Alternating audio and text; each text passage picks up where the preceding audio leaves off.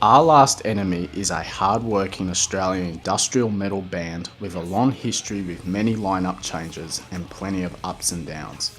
The band has been fortunate enough to be signed up by Elicpse Records and Riot Music, which distributed their music through Warner Music. In this interview, I sat down with two members from the band, Oliver and Matt, and we talked about the band's newest upcoming album, as well as some of the more interesting and unknown stuff about the band. To see a shorter version of this interview, click on the link below.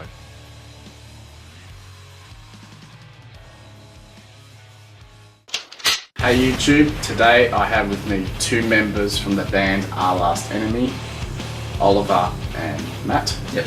How you going? Good. Thanks for having us. Yeah, thanks for agreeing to do this. No worries. Well, I thought first question, and the obvious question is, can you please tell us about the new album that you're working on and recording right now? Yeah, definitely. So we've got about 12 songs at the moment. It's probably 80% done. We're basically just finishing off vocals, a few extra sort of synth lines, but everything else is pretty much done. So we, at the moment, we're just looking for someone to mix it and obviously master it. We're producing it ourselves this time around. We just wanted to have, we found early on in the process that we were wanting a lot more control than previous attempts. We definitely had a bit more of a vision this time that we didn't want to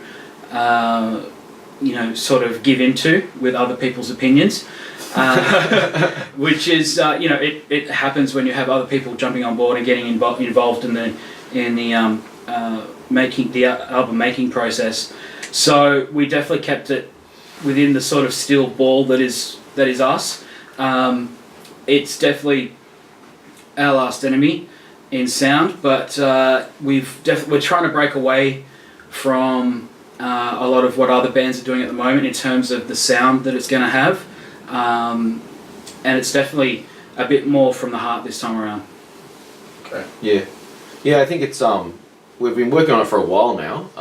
Have had a few things going on, member change and things like that. So it's kind of slowed it down a bit, but we've just taken the time that we wanted to. Like, at other times, I think we felt like we had a deadline and we rushed things a bit. So this time we kind of just set no kind of solid deadline, but with an idea in place, but really taking our time with it. That's why it's taken a bit longer, but we think it's worth it.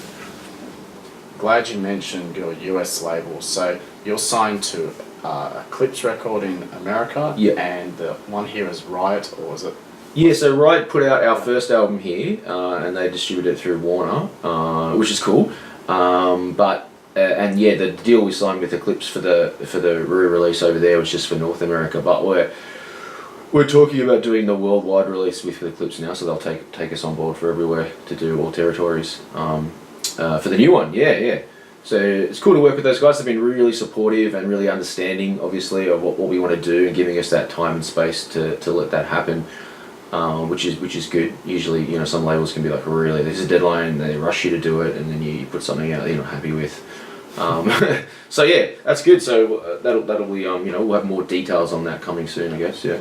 What I really want to ask was, how did you get signed to those two labels? Yeah. Okay. So I guess when the first record came out in Australia, we were working with a publicist called Kelly Wright, and she hooked us up with Riot here in Australia, which was really good. And at the time we were doing a lot of touring. We were doing some big supports, bands like Static X and Dope and things like that. So we're out there and got the attention, and that worked, and that really helped us. With the American one, we kind of, an A&R guy from their label got in touch with us and was like, would you like to put a song on one of our compilations that they do? And we're like, yeah, okay, sounds good. And then from that, he sent through our stuff to the head of the label, with a special, apparently, like, because I guess labels get lots and lots of submissions from people and they just don't open them. So he sent it through with this very special secret code word. So it would get to the right person's desk. Desk. So we had to make sure we had the right code on there, so we could land on the right person's desk. And then we just started getting a couple of phone calls and a few emails, and they they really loved it. And what they did is they mixed our kind of got our first album that we released here in Australia. We called it Fallen Empires, and our EP Wolves of Perigord, and basically put them together and re-released it in the States, and we called it Pariah. So that was pretty cool that we got to release both of them together as one in the States. But yeah, no, they were really, really cool, and they've given us a lot of freedom to do what we want to do as well. And they're all about like developing bands, bands who are really keen to get out there. Like I guess their claim to fame is like they signed Mushroom Head when they first came out and developed them. They went on to like bigger labels and stuff like that. So they really know how to kind of work a band and get them out there, especially in North America. So yeah, it's been awesome. So I want to go back in history. Can you tell us about how this band formed with like the humble beginnings? I believe it was in 2006. Can you tell us how this band came about? Yeah, I guess, well, Matt and I had been in other bands. We'd actually done shows together as well, and kind of both bands kind of fizzled out at the same time, and we both wanted to continue with music. And I think it was a mutual friend got us in touch, and they're like, oh, Ollie's a singer, he's looking for a band. Matt plays in a band, they're looking for a singer. So yeah, it was kind of just like friends put us together, I guess, mutual contacts. And then we basically like jammed for almost a year before we played our first live show, because we wanted to be really, really good and really tight and have a lot of songs ready to roll. And we did a few shows outside of the city to warm up, but it was under a fake name. Under a fake name. Yeah. And yeah, it was such a long time ago. I think we did a band comp somewhere and we won it, and it was just like, yes, it's cool. All right, let's go out there. It was mutual friends who put us together, and it was funny that our previous bands had broken up roughly at the same sort of time. So it was a lot of things aligned at the time, and everyone was happy to do it, and we all seemed to be wanting to do the same type of music, and just went from there. Yeah. And everyone kind of had the same kind of drive. Like I'd tried out for a couple of bands, was working a few bands at the time, and they were good, but like no one really was like, oh, we want to do this, let's go and have the drive, I guess. And these guys were like, yeah, we'll really put it all on the table, let's do it. So it's really good. So then the obvious question comes after that is, how did you get the name Our Last Enemy? Yeah, a funny story. I think that one, I'll let Matt take that one. So the name comes from a sermon I was watching. It wasn't. I don't know why I was watching it, but it was when it was like 4 a.m, wasn't it? Yeah, and the Queen was here in Australia, and I was just watching TV late, like really late and early in the morning, and it was some sort of sermon, I guess, like some preacher, and he was talking, and then he said something along the lines of, until the day we meet our last enemy, which is death itself. And I went, oh. That's heavy, man. And I went, oh, that's pretty cool. And then I just sat on it and thought that was pretty gnarly. And then I probably put it to the back of my head. And then one day we were talking about names, and we had a whole bunch of different names, and then I said, what about our last enemy? And everyone's like, what do you mean? And I was like, well, our last enemy is death. And everyone was like, oh, that's really deep and dark. I'm like, yeah, but it's also like light, because you got to like live your life to the best until that day. So and everyone liked that kind of dual meaning of positive and negative, and it's up to the individual to draw the line of what they want to take from it. So a lot of things we do, we like to have double meanings, or let the listener decide on what they want to take from it. So that's where the name came from, and people can take whatever they want from it. If we go back even further, who were your influences growing up? Yeah, I think we're all 90s kids. I was about to say the exact same thing. So we definitely have but I guess we've all got varied influences, I guess, which is what makes the music what it is. Like some of us grew up with 90s metal or industrial. Some people were into goth or electro. So like, and all those things you can kind of see come together in the music that we make. I guess the one funny thing for us is like one band we all liked was Fear Factory, and we ended up going to the States and recording our first album with a member of Fear Factory, and it was like everything just came around. Like we talked about before about things aligning, like it all just came together, and I was like, oh wow, we're recording with one of the people we grew up with, posters on our wall of, you know what I mean? So I guess that, yeah, it's definitely that industrial kind of metal background for all of us is the common theme there. Yeah, I mean, you can even go back to like the grunge days as well. Like we still listen to some grunge. We don't really have too much grunge in our music. Sometimes you'll hear a little bit of it, but because of the way our band is, no one really picks it. But we do have like grunge influences. We have dance influences, hip hop. Ollie and I were just talking before about new rappers that we're listening to at the moment. But definitely sort of that mid to late 90s stuff is like our bread and butter. It's what we grew up on. It's what we go back to when we want to hear stuff that reminds us of when we were young. Yep. Fear Factory is a great example. Faith No More is a band that we love. Deftones, Korn, all that kind of stuff.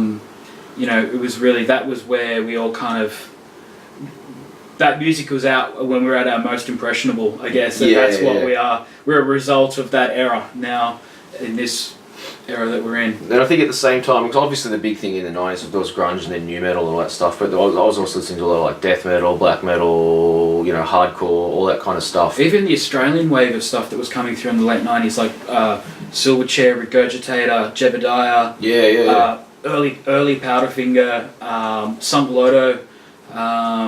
There was such a great mix of bands that were coming out then, and we were there growing up with it when there were so many Australian festivals and Australian music was so popular that that stuff definitely is in the back of our heads as well. Yeah, and it was just before like the rise of the internet and social media and all that stuff, so it was a bit different. You had to go out and find things. You had to go to events.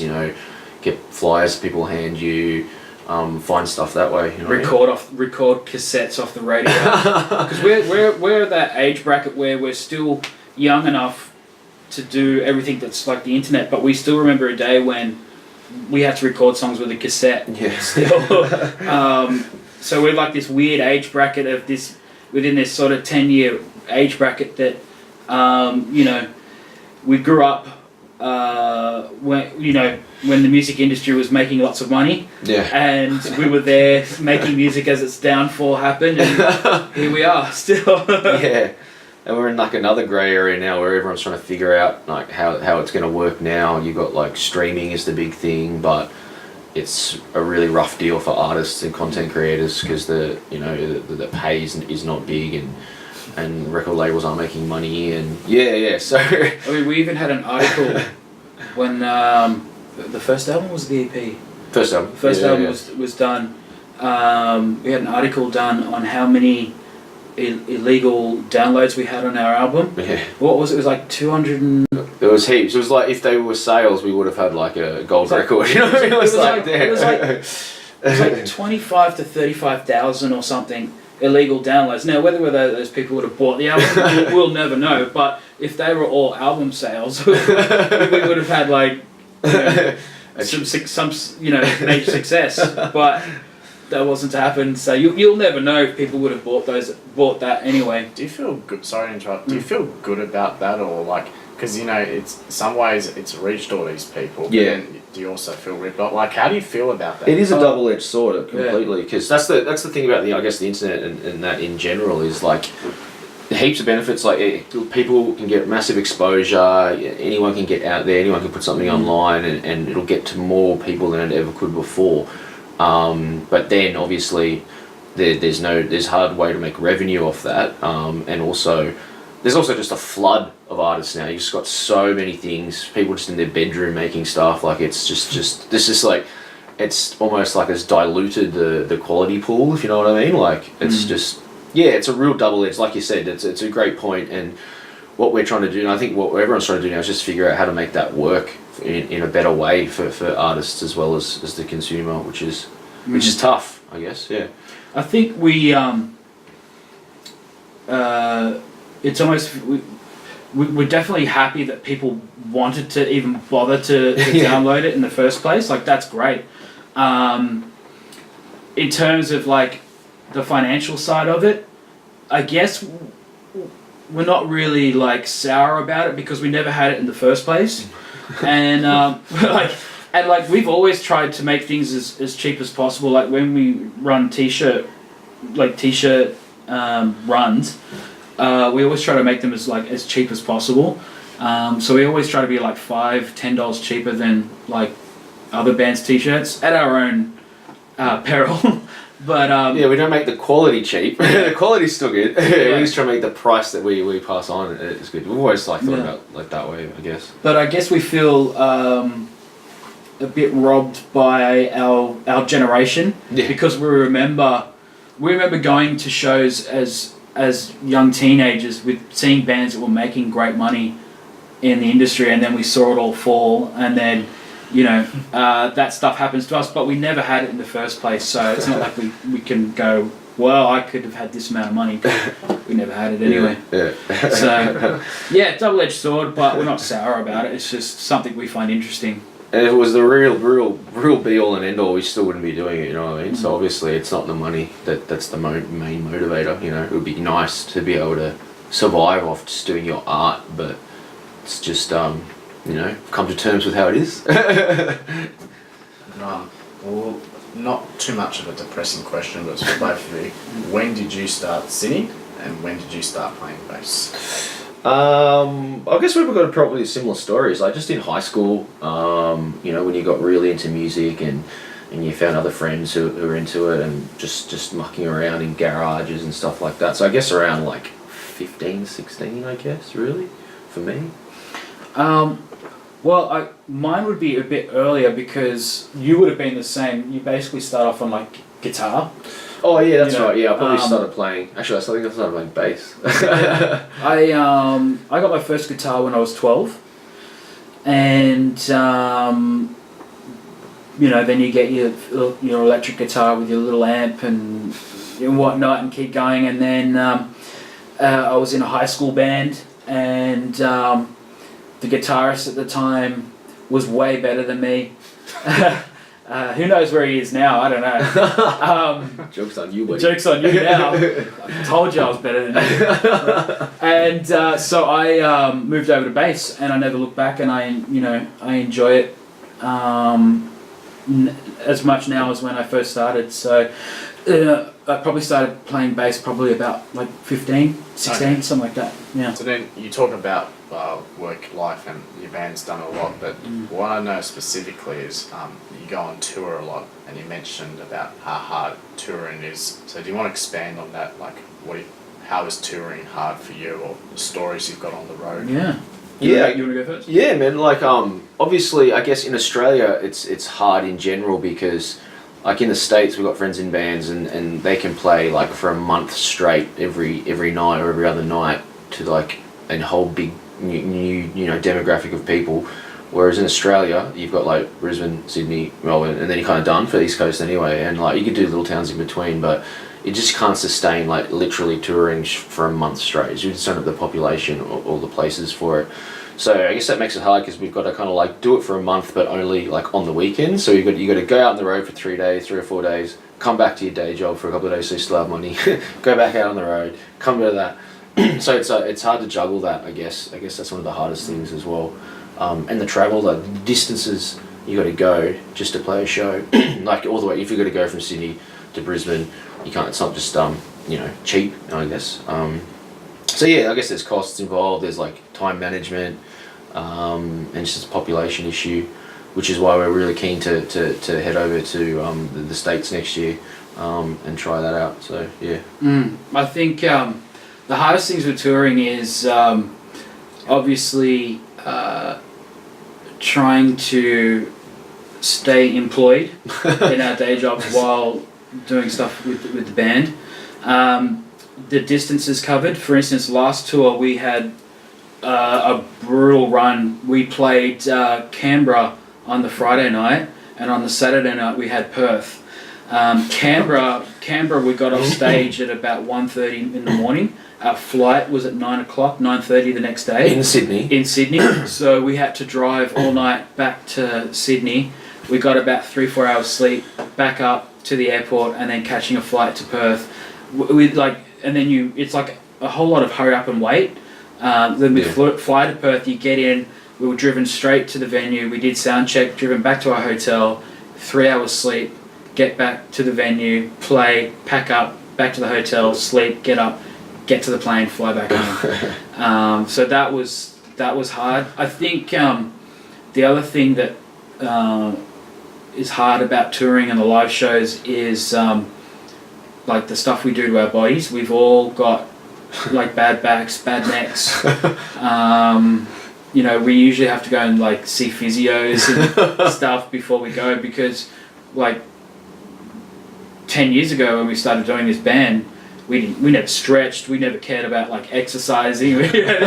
You get to this age, like you get a little bit older and you're like, your back hurts, and then you find out you've got a slip disc in your neck, and so that's what a lot of us find hard is, especially like the distances we travel, and then you got to get there and you're in pain, and then you're probably hungover, and it's just that's the hard part, is like the toll that it takes on your body sometimes.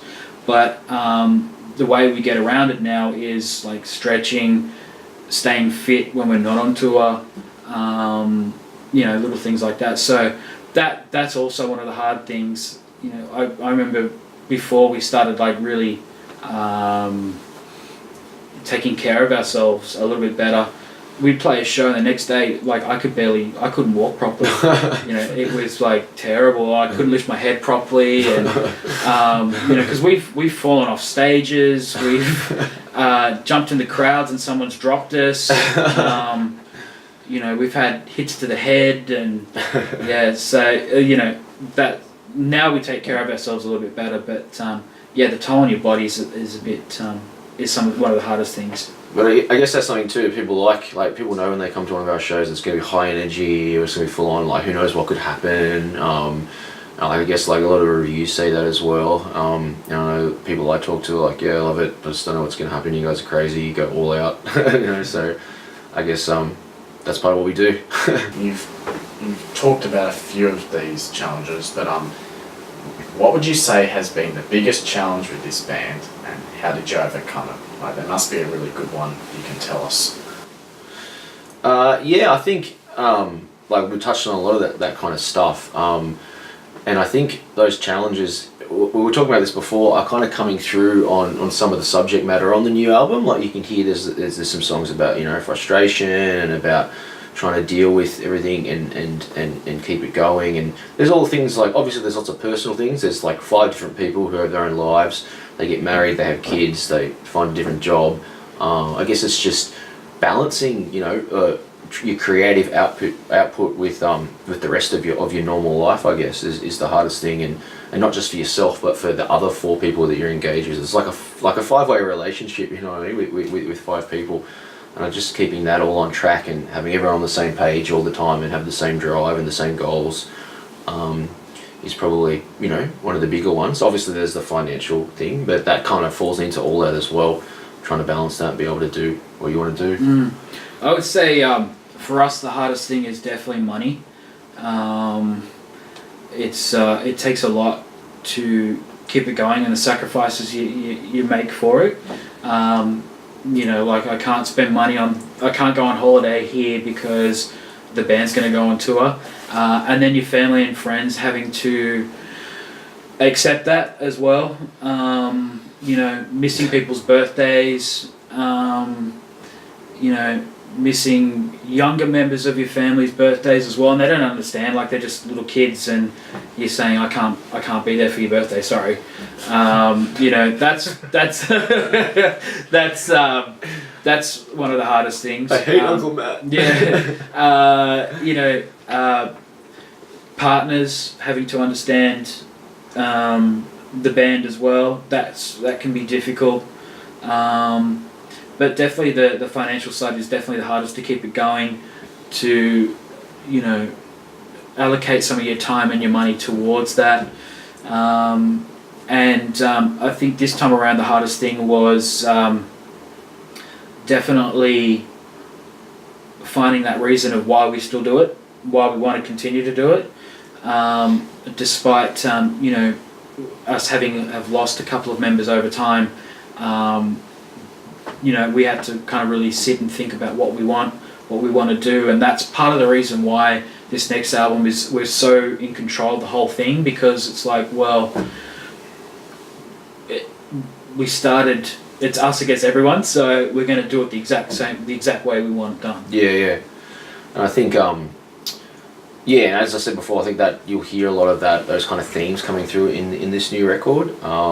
Like, we did have a kind of a loose idea of a bit of a concept, and we wanted to follow on from the first record, which is a more overarching kind of narrative around, you know, this kind of world building that we've been doing with the first record. But then it kind of turned more inwards, and it was actually, no, this is actually talking about us and our personal struggles, I guess.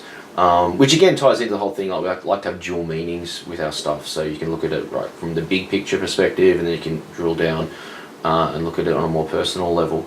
But yeah. So it's just challenging with money and I guess what we've set out to do with this band. Like, we don't ever want to do anything like half-assed or on the cheap. You know what I mean? So we've always we want it to be the best it can be.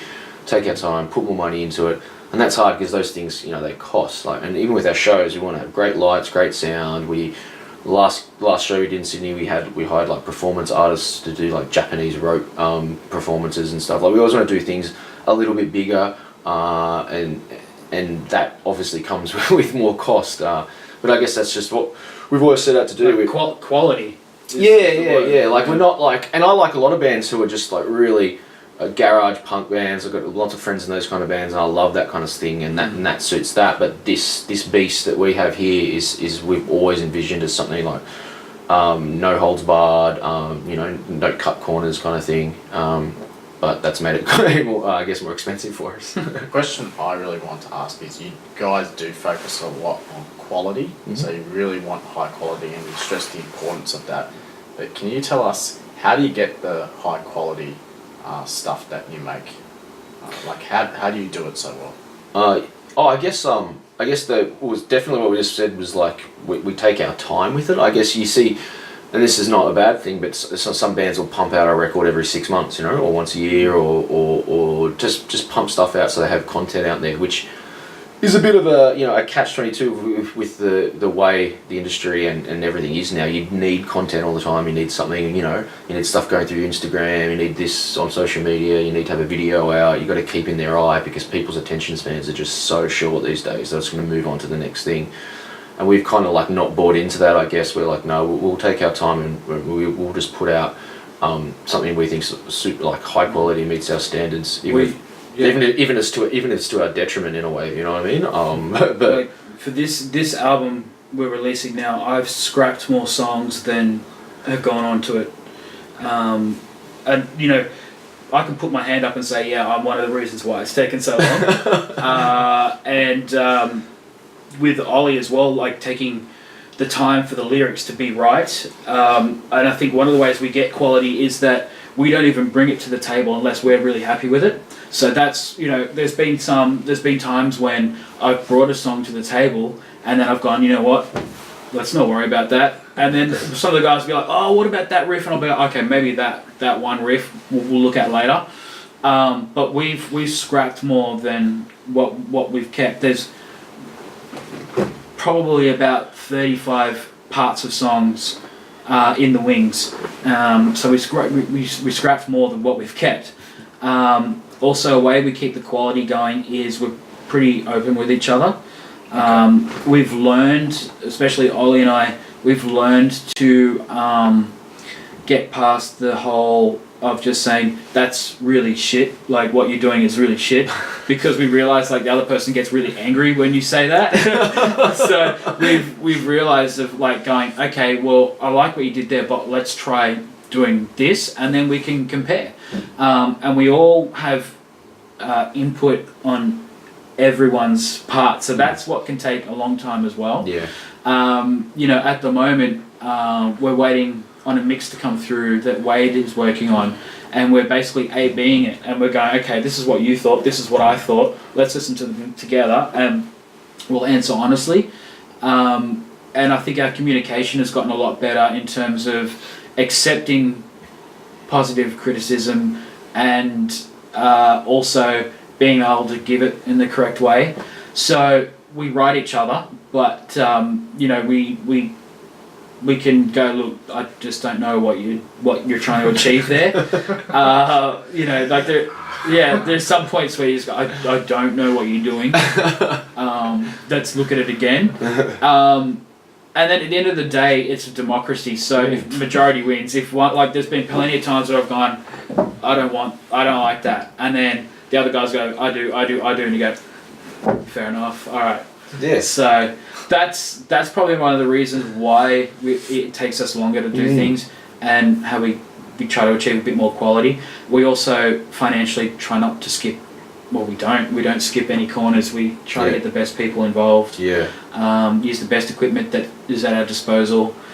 And like Ollie said, even with live shows, things that people don't think about. We make sure we get really good lights people, really good sound people.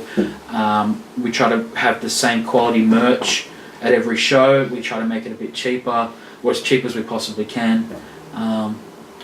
That's probably the main things with building sort of quality that we like to do. Because we're so collaborative, I guess, on it. Like, I know a lot of bands, or some bands will have like one main writer, and he'll basically write the whole album, come in and go, here's the songs, guys. And some people may have a little input, but that's how it's done. But no, it's not really like that. No one just comes in and goes, here's the next 5 songs. Like, we all have to collaborate on it, and that obviously makes it take longer.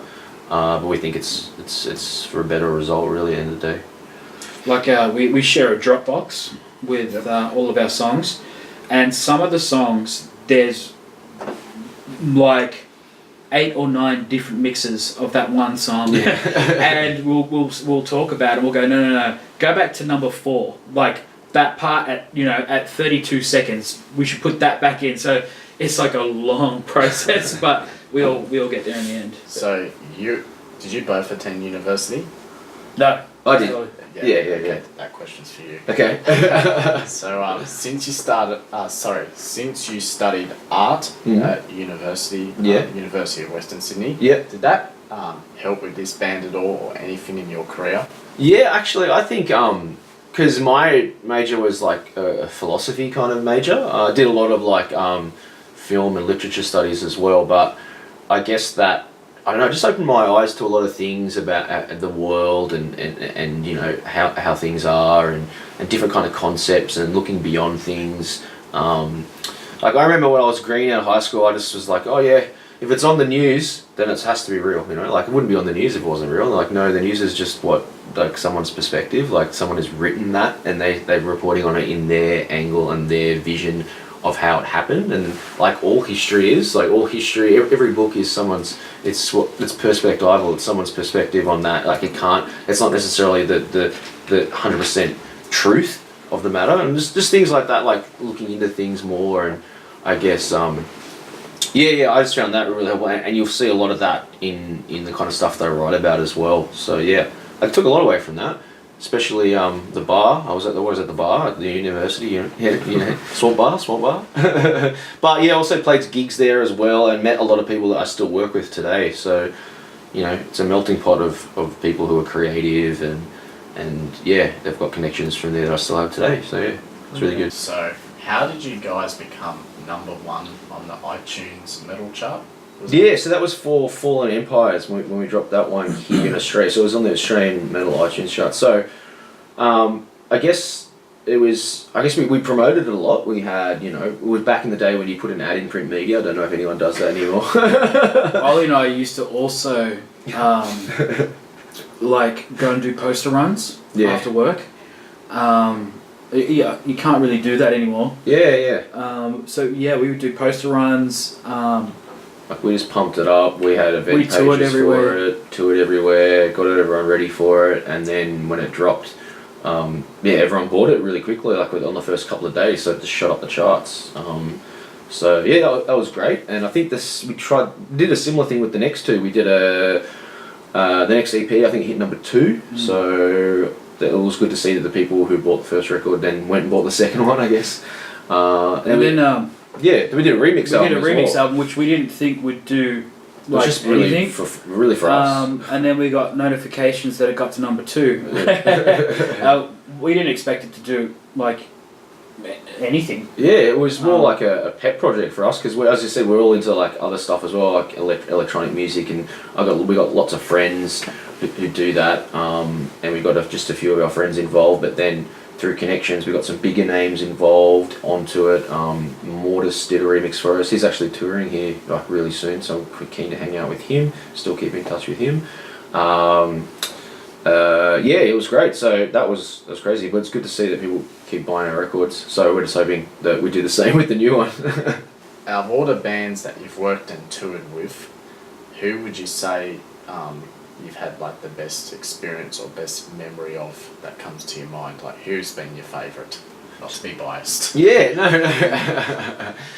Who to tour with? Oh man, there's heaps of bands we've toured with. But who's the one that you've had the most fun on the road? Or yeah, I guess just as a one-off, I think when we opened for Static X, I think that was one of my favourite in terms of a big support. Like it was the Metro, I think it was sold out. There was like 1,200 people, and at that point, I think that was the biggest crowd we played to, and that was just really cool, And then shortly after that, obviously, Wayne passed away, so it was something that we will remember now because no one will ever have the opportunity again. So I think that was definitely a highlight for me. That one. Yeah, I actually ran into him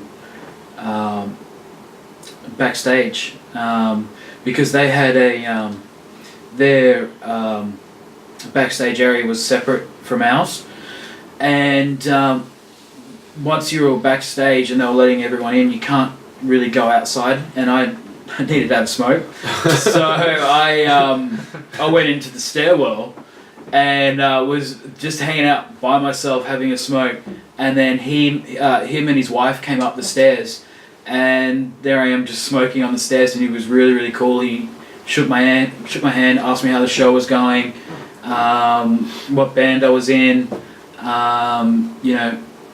just said, I hope everything goes really well, and that was awesome. He didn't have to do that. He could have walked right past me. He didn't even have to know that I was in one of the bands. He just was just really, really nice, and he also had some really cool Nike Airs on. And then Matt rolled him until his Nike Airs. Yeah, so they were really cool. In terms of I think Australian bands that we tour with, we're really good. We're really close with Witch Grinder. Yeah, that's what I was going to say. In terms of local bands, we've done a couple of tours, like Australian-wide tours with those guys now. Some one-off shows, but also some proper co-headlining tours. And we always get on a house on fire with those guys. We'll party up, and they've definitely got a similar, I guess, style to us. So the music fits, and they help us out when we're down their way. We help them up when they're up our way, and I think we've got that's probably one of my favourite local ones to tour with. Yeah. Another good band we toured with. They're no longer a band, but Switchblade. We did a great really bunch good of tour with guys. those guys. We had a lot of fun on that tour. Shared a tour bus with them all around the country. Doesn't matter. Definitely Witch Grinder seem to be our brethren. Yeah. Do you have any funny stories that you can tell us after show, before show, really crazy? What's the best R-rated funny story? Wow, where to start? What can we say? Because I don't know who's going to see this and then get offended. I guess we could say a few things are big, kind of as vague as possible. It's got to be a good one. Yeah, one chick almost died. Last tour, she had a diabetic episode. Hanging out with us, and we had to call like the ambos and stuff. Oh, it was a crazy after party. Yeah. You just don't expect those kind of things to happen, you know what I mean? Like, oh damn, there's an ambulance here. Oh, okay. Yeah. Is this party over? Yeah. What about the time we stayed at that hotel? I think we were staying at a venue, and it was really weird, old school, like run down above a pub. Oh, and yeah. There was like cots in there for babies. Like, it was real creepy looking. It was just like old school, like 18th century cots and stuff. Like, what's going on? And I don't know how it happened, but it ended up going down the staircase on fire, I think. Yeah. I don't know how that happened, but yeah, crazy stuff does happen. I guess crazy stuff on stage, though. I remember when Matt cut his head open and knocked himself out on stage. That was great. It looked great. Sorry, there. Yeah. That was with Fozzy. Yeah, we spotted, I think, Fozzy. Yeah, that's right. Yeah, I think they're coming back out this year as well, yeah. Yeah. Yeah. He doesn't remember much of that. Yeah. Yeah, that was funny. I fell off stage in Perth. Yeah, or through the stage. Through the stage. there was a hole in the stage about that big, and there was like tape over it with a sign saying "Do not step here." So at soundcheck, I've gone, all right, memorize that spot. First song in, fucking bang. Yeah. And like I had bruises all up my leg. And Did you go away through? Yeah, my leg hit the ground. Like I was like, what happened to the stage that? wasn't that. You got head tall. shorter. It was like yay tall, I guess. My leg went right through it, and I went straight away. Oh. And you just keep going. You kind of like keep going. You're like, all right, it'll be fine. And then the next day it was all red, and then it was one of those ones that turned like yellow and like purple and stuff. But that was fun. There was a time when we were driving in Queensland in our tour van, and the door flung open on the freeway. Oh, that's right. Oh man. Yeah, a lot of stuff that involves danger and near death, I guess, is our stories. There was a time when we flew back from Brisbane, and we couldn't land. It was the winds were way too strong to land, so we had to fly back to the Gold Coast to refuel and then fly back again. That really sucked. What else was there? There's like some that I just really can't. Yeah, there's enough there for you, man. Yeah. And what are you hiding? And what are you hiding? What about when we were at Christian's place and the door rang? He goes, "The wolves up." Oh yeah. We're in LA, and there was I think it was Eminem's DJ knocked on the door. I didn't know who it was, and he's like, and Christian had these like really big attack dogs, like full on scary dogs. He couldn't even open the doors and let him in the house. They're like German shepherds, and they were like full trained by the guy that trained Shook Knight's dogs. From Death Row, yeah. So these dogs were like, you go like that and they would just sit. And like we went into the house and he had 3 of them. And we sat in the house, and he had to have them outside for an hour while we just sat there. Then they came and he goes, "Don't stand up." So we ended up sitting there for like 3 hours, and he's gone away. And we're like, "Hey, can we stand up?" He's like, "Oh yeah, fuck, you guys could have stood up ages ago." And then one night, because we lived at his house, and then one night there was like at the front door, and Ollie goes to the door, and the guy goes, "Yo, the wolves up?" Ollie's like, I don't know what the fuck he was saying, man. He's like, the "What?" wolves? He goes, "The wolves up." And he goes, I don't know. I thought it was some gang terminology. Yeah, and he goes, "Christian, there's a guy at the front door for you." And he came, he goes, "Oh, you let him in." He goes, "Yo, this is Eminem's DJ." One of them. And so we got to meet him, but that was pretty funny. He's going, but basically he was scared of the dogs too. Yeah. And he's asking, are the dogs inside? But he's going, "Yo, the wolves up?" And we're like, possibly. I'm not quite sure what you're talking I don't about. know what you're asking me. So that was pretty funny. Yeah, the wolves up. So we always say that now. the wolves up. But yeah, like if that was in Australia, you would go, hey, are his dogs inside? And yes, the wolves were up. Yeah. So yeah, there's a couple of stories.